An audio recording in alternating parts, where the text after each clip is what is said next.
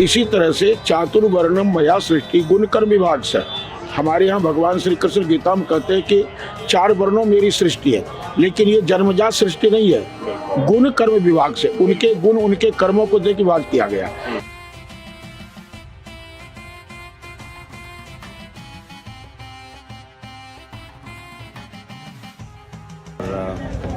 Please subscribe करी channel के रउआर channel बा और it's your channel, please subscribe.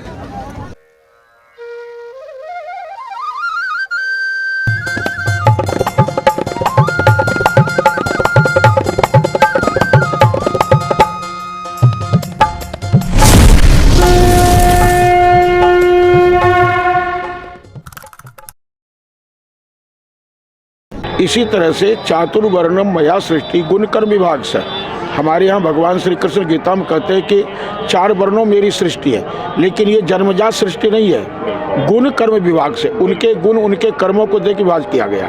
जैसे विद्यालय में उनके गुण कर्म को देख के उसे स्थान दिया जाता है, लेकिन स्थान देने का अर्थ नहीं कि उससे भेदभाव किया जाता है, वह केवल उसकी व्यवस्था को चलाने के लिए। तो हमारे यहाँ इस व्यवस्था को चलाने के लिए यह 4 वर्ण बनाया गया, न कि भेदभाव करने के लिए। लेकिन धीरे धीरे यह जो है परंपरा में एक बहुत बड़ा अवगुण आ गया, जो हम उसको जो है भेदभाव छुआछूत की बीमारी मान करके और एक दूसरे से टूटने लग गए। इसे समाप्त करने के लिए हम लोग आगे बढ़ रहे हैं। अब देखिए, मनु जी महाराज का कोई दोष नहीं। मनु जी ने तो साफ कर दिया कि जन्मना जायते शूद्र, जन्म से सभी शूद्र हैं। बिल्कुल, इसलिए शूद्र है कि शूद्र का अर्थ होता है जिसको पवित्र अपवित्र का ज्ञान नहीं है। जैसे छोटा सा बालक है, उसके सामने गंदगी भी रख दीजिए, खीर भी रख दीजिए, वह उसमें भेद नहीं मानता, वो दोनों में हाथ डालेगा, इसमें से डालेगा।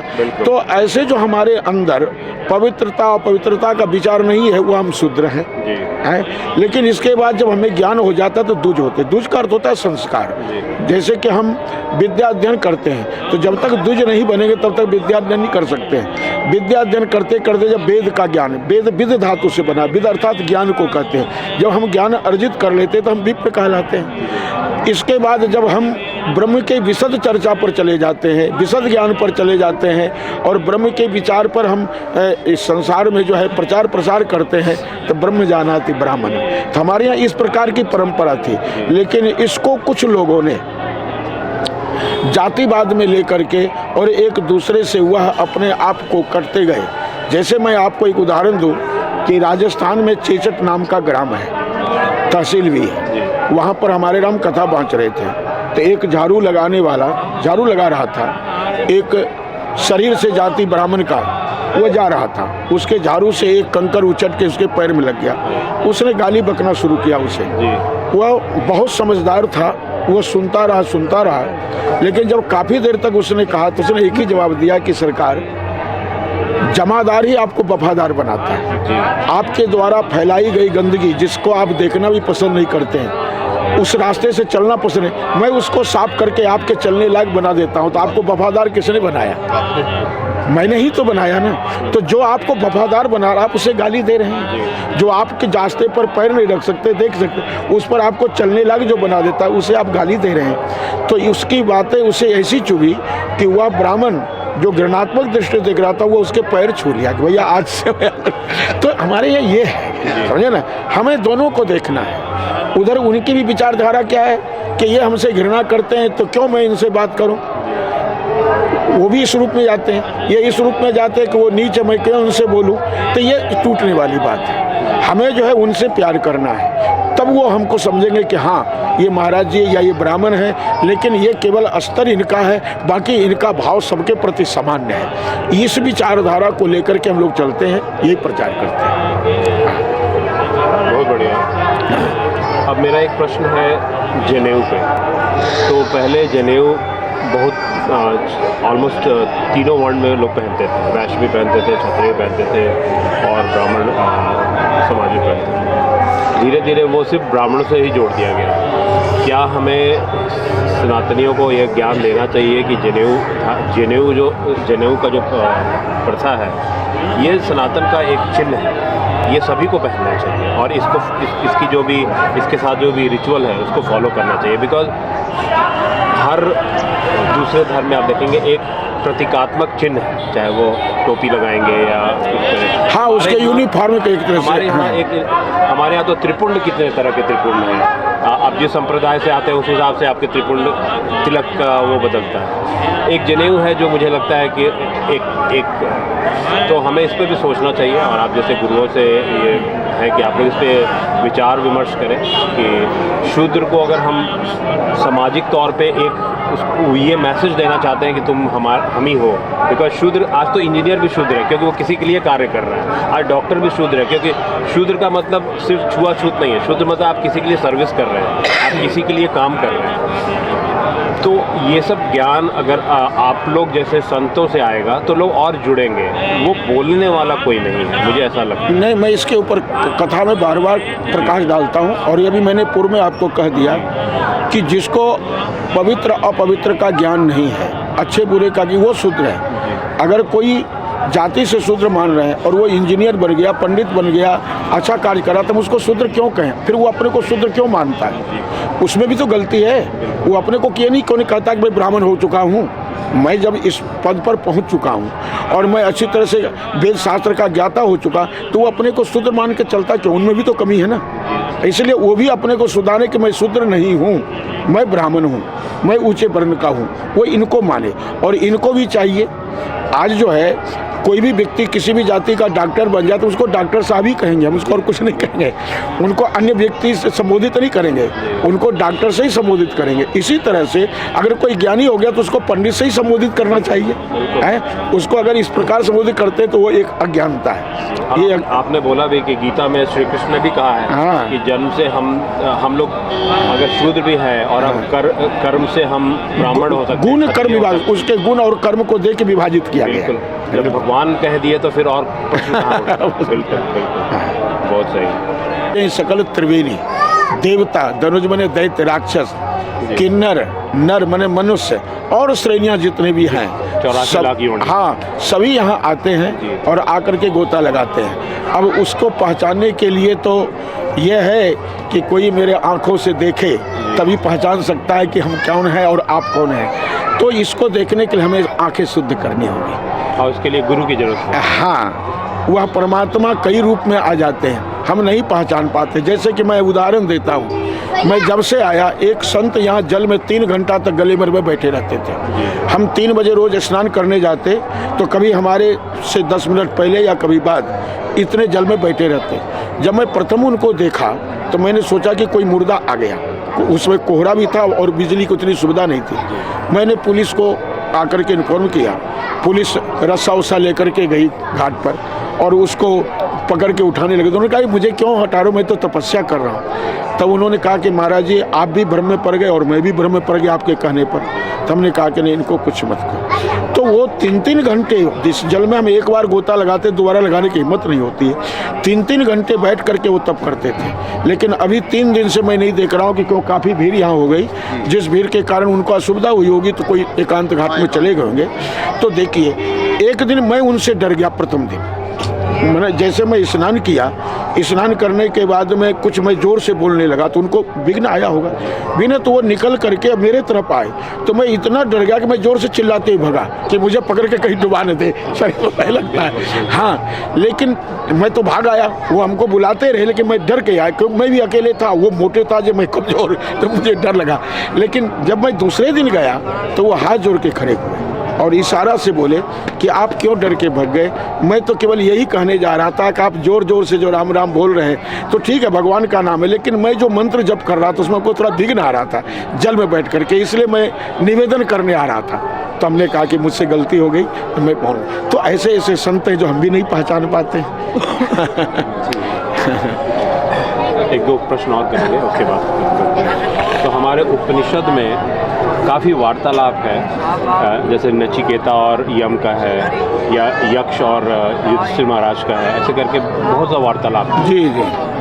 वो प्रथा आजकल कम होते जा रही है। लोग या तो प्रश्न को, या तो हमारे जो बहुत से गुरुएं हैं वो उतना अध्ययन नहीं है, तो अध्ययन है भी तो वो उस तरह से बोल नहीं पा रहे हैं। ये प्रथा जो लुप्त हो गई है, ये कैसे फिर से जागृत किया जाए ताकि नए बच्चे जो हैं वो गुरु से प्रश्न करने में डरे नहीं, सरमाया नहीं, और ये सनातन को और ऊपर लेके जाएं जो देखिए जी, इसका कारण ये है कि इस समय दोनों तरफ से कमियां आ गई हैं। जैसे कि नचिकेता यमराज के दरबार में 3 दिन तक पड़े रहे, उन्होंने उनका कोई स्वागत नहीं किया।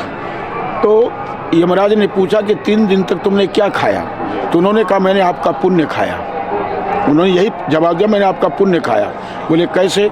बोले कि अतिथि अभ्यागत किसी के दरवाजे पर जाते हैं, वो उनका स्वागत नहीं करता है तो वो उसका पुण्य लेकर के चला जाता है, इसलिए मैंने 3 दिन तक आपका पुण्य खाया। तो यमराज को अपनी गलती महसूस हुई और उसने क्षमा मांगी। हमारे यहाँ भी अगर कोई अतिथि आ जाता है, उनका स्वागत नहीं करते हैं तो वो हमारा पुण्य लेकर के चला जाता है, ये बिल्कुल सत्य है।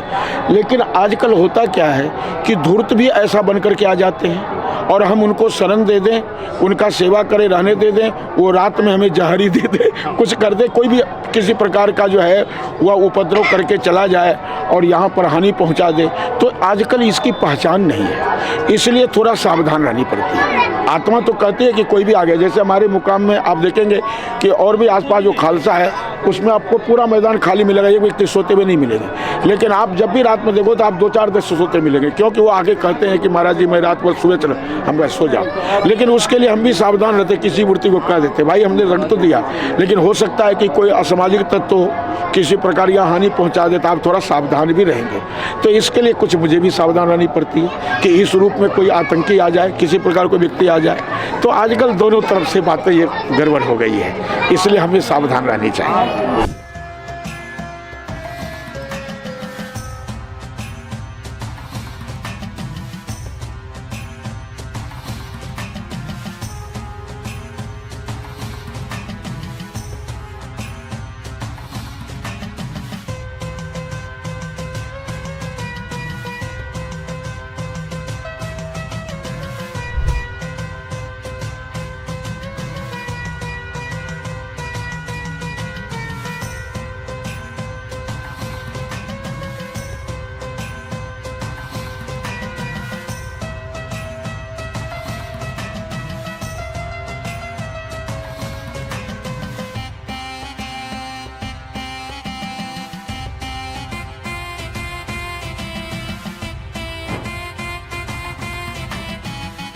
तो हमारा बचपन का है जी, हम बचपन से चालू है भजन भजन कर रहे हैं और अपने गुरु महाराज का नाम पे। तो बाबा ऐसा कहा गया है कि कलयुग में और कलयुग में कालकी भगवान आएंगे और महादेव भी वही काम करते हैं रुद्र के रूप में। तो कालकी तो भक्त लोग कैसे समझेंगे कि कालकी भगवान आ रहे हैं जब रुद्र हमारे यहाँ पे धरती पर है, कैलाश में है।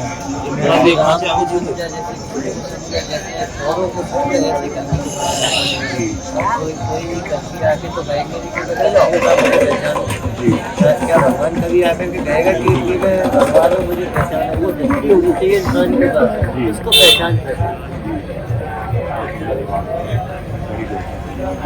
और आजकल के जैसे नया बच्चे लोग हैं, नई पीढ़ी अध्यात्म से दूर जा रहे हैं, ज़्यादा वो पाश्चात्य और किसी पे उनको कैसे सनातन से जोड़ा जाए, क्या किया जाए कि उन्हें वो कहते हैं कि बहुत पुराना है, बहुत सनातन कोई हमारा कोई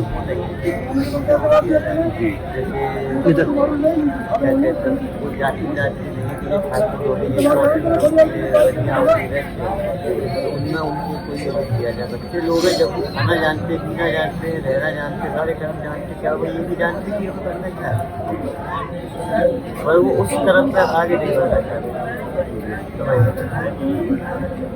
तो उनको कैसे उत्साह दिलाया, भगवान की कहानी बताया जाए, क्या किया जाए बच्चों के लिए?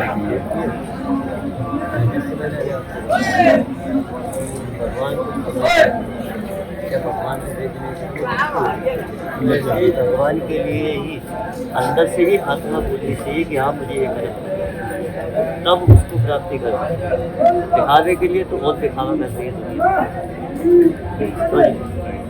खाने के लिए दिखा रहे हैं ना, वही नौजवान दिखा रहे हैं ना कि हम सब काठमांडू को पैदल जा रहे हैं इंडिया से, वही नौजवान दिखा रहे हैं काठमांडू पैदल जा रहे हैं, तो वो काहे के लिए जा रहे हैं?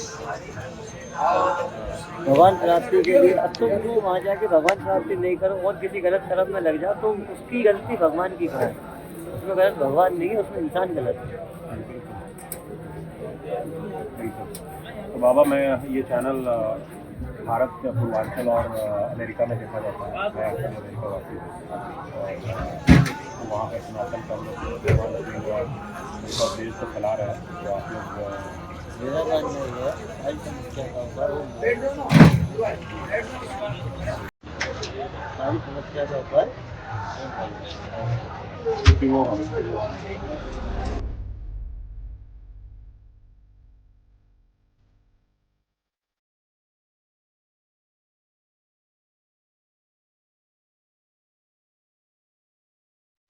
से भगवान से गुरु मिला तो डायरेक्ट कोई नहीं मिल सकता। देव मुनीषी तपस्वी जो नर नील ने समुद्र में ये तैराया था, पुल बनाया था, वही पत्थर है, राम राम का तैर रहा। भगवान से मिलाने के लिए सानिध्य गुरु महाराज का ही होता है। गुरु बिना राम मिलन नहीं होती। ठीक है बाबा। ये है राम से रामेश्वर जाए। रामेश्वर जब राम से पत्थर राम राम जी तैर रहे हैं। नल और नील ने ये राम नाम पत्थर नर और नील ने जिस समय परमात्मा राम का पुल बनाया था, ये इसी पत्थर से कहने के पूरा पुल समुद्र में तैयार हो गया। और उसी समुद्र मंथन की वजह से आज कुंभ पड़ रहा है। समुद्र में जब 14 रत्न निकले थे, उसी अमृत का कलश कहने के स्याही स्नान में पधार रहा है। आज देखिए सती नहीं होता, सत्य सनातन धर्म की जय क्यों बोली जाती है। भारत देश, एक बार सभी लोग मिलकर के बोलो, भारत माता की जय, भारत माता की जय, सत्य सनातन धर्म की जय, सत्य सनातन धर्म की जय, सत्य सनातन धर्म की जय, श्री पंचदश नाम जूना अखाड़े की जय। ये अपने सत्य की सदा विजय होती है, असत्य की कभी विजय होने वाली नहीं है। आप लोग सब लोग मिलकर के कहते नहीं है बटोगे तो कटोगे, बटोगे कटोगे, नेक रहोगे तो सेफ रहोगे। सभी लोग मिलकर के ध्यान देना इस बार। सती सूरमों का देश है। बड़ी बड़ी गंगा जमुना सरस्वती ऐसी ऐसी नदियाँ कोई विदेशों में नहीं है। बड़ी बड़ी नदियाँ, बड़े बड़े नागा निर्माणी तपस्या तप जप इसके लिए कर रहे हैं, आप लोगों के लिए कर रहे हैं। कोई हमारे पास औलाद थोड़ी है, आप लोग हैं हमारी वंशावली। आपके यहाँ से, आपकी वजह से हम लोग तपस्या करते हैं, भजन करते हैं, योग करते हैं, जाप करते हैं। ये बताइए कितने कपड़े पहने हुआ, कपड़े उड़ा दिया जाए, अंग्रेजी का तीर बन जाओगे। हैं ये तपस्या इससे हमारे दिगंबर का साथ कहने के लिए भस्म लगा करके किसके लिए? अपने देश के लिए। फिर भी कहने के लिए सत्य सनातन धर्म की जय बोली जाएगी। और सत्य ही अपने दुनिया में सत्य है। जहाँ सत्य और वहीं है सत्य। और सत्य कुछ देखिए हमारी ऐसे ऐसे कर्मचारी बाबू सेना में कैसे चल रही है। ये हमारी सिक्योरिटी है, जैसे एक सिक्योरिटी नागाओं की होती है। तो इसलिए इस धर्म को बचाना है, हिंदू राष्ट्र बनाना है। और जिस समय हिंदू राष्ट्र बन जाएगा तो हम लोग जीवन भर की हमें किसी की जरूरत नहीं है, न धन की जरूरत, न दौलत की कोई जरूरत नहीं। खाली एक प्रेम, एक रहना, एक बन के चलोगे, नेक रहो। और बोलो हर हर महादेव, हर हर महादेव, हर हर महादेव, हर घर महादेव, हर घर महादेव।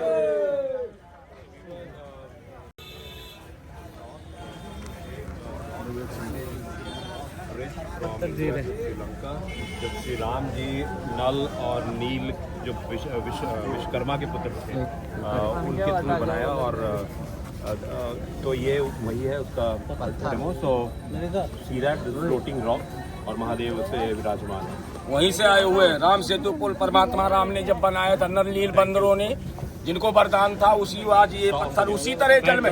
हाँ, जूता उतार के छूना, चप्पल उतार के। और पीछे this is for the security purpose and so you see the horses from Indian security services. So यहाँ पे देखिए बाबा राइड ले रहे हैं। Let him do. Okay Baba, क्या किया जा रहा है अभी? क्या राइड ली जा रही है? क्या संदेश देना चाहेंगे? हम लोग अमेरिका से आए हैं और चैनल है वहाँ पर, तो सनातनियों को क्या बोलना चाहेंगे आप?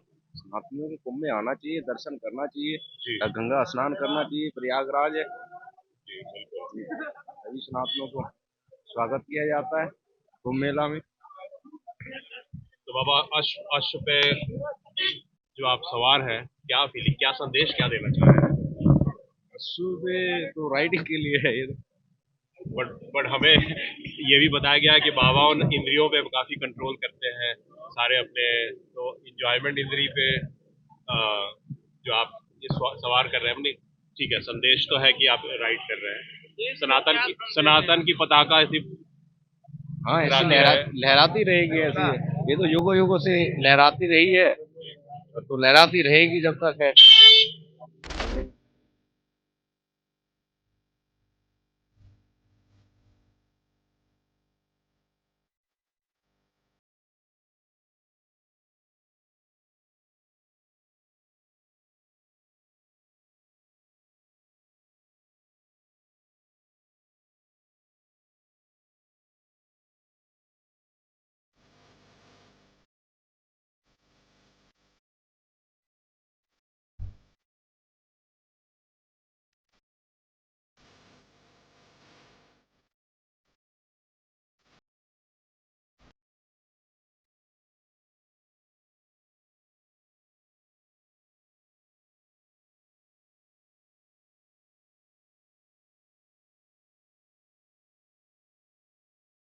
बताइए, आप लोग का एक्सपीरियंस बताइए, कहाँ जा रहे हैं, क्या कर रहे हैं? ये हम उत्तराखंड से आए हुए हैं जी।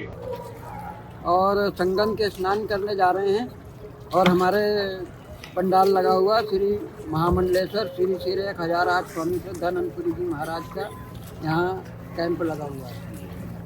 हमारे महाराज जी यहाँ विराजमान हैं और उनकी सेवा में भी हम भी हाजिर हैं।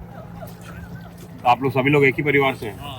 मैं अलग अलग परिवार से आया। आप बताइए, इनको दीजिए माइक पकड़ लीजिए। हम तो महाराष्ट्र मुंबई में से आए हैं। अच्छा, पनवेल से। मुंबई से किधर?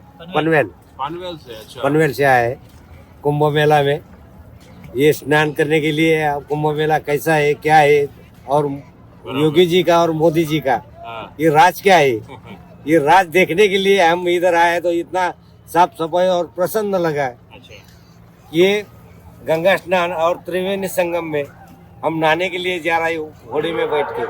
फडणवीस जी के लिए क्या क्या कहना है? फडणवीस के लिए, हाँ, फडणवीस ने तो बहुत अच्छे किया है काम। अच्छा किया। अच्छा, ठीक है, चलिए, मुंबई वाले लोग को स्वागत है। और आप बोलेंगी, आप कैसे आई है बताइए? हाँ, हम भी मुंबई से आए हैं। हाँ, अपने गुरु महाराज जी के महामंडलेश्वर स्वामी श्री श्री 1008 महामंडलेश्वर स्वामी श्रद्धानंदपुरी जी महाराज जी और उनके शिष्य अभी श्री श्री 1008 महामंडलेश्वर स्वामी दिव्यानंदपुरी महाराज जी का कैंप इधर लगा हुआ है सेक्टर 19 शंकराचार्य मार्ग शास्त्रीपुर के पास। वहाँ पर हम लोग रुके हुए हैं और यहाँ आज त्रिवेणी संगम में स्नान के लिए आए हुए हैं। अच्छा, कुंभ मेला आप लोग क्या समझते हैं, क्यों मनाया जा रहा है?